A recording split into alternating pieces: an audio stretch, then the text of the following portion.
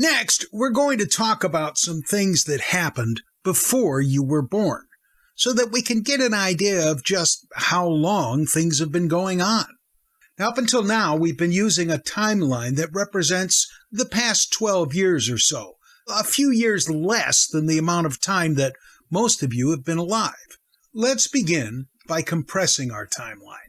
We'll squeeze the past 12 years into the 3 boxes on the right.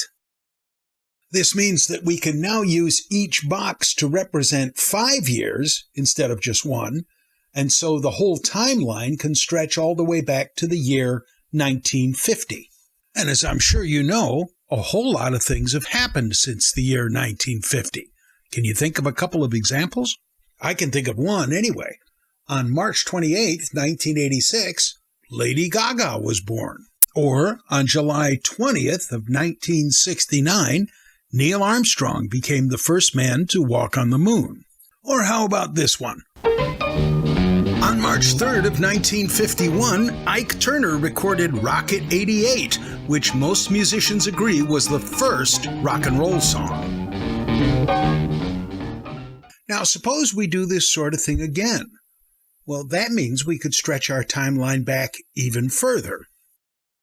If we squeeze our timeline again, we can take a look at some things that happened before any of us can remember.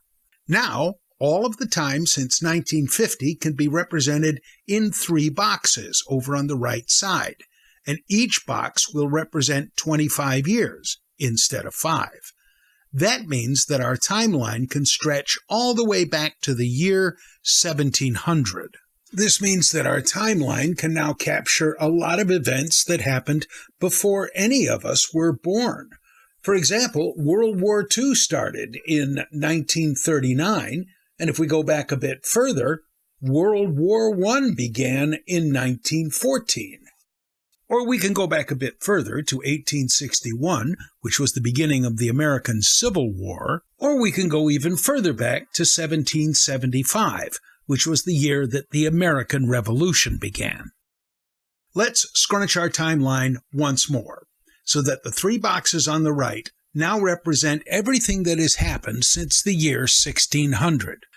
And each box on the timeline now represents 200 years instead of 25. That means that our timeline now covers a total of some 2,600 years, which is a very long time. So let's take a look at some of the interesting things that happened during this period. In the year 1492, Christopher Columbus sailed across the Atlantic Ocean and discovered America for the Europeans.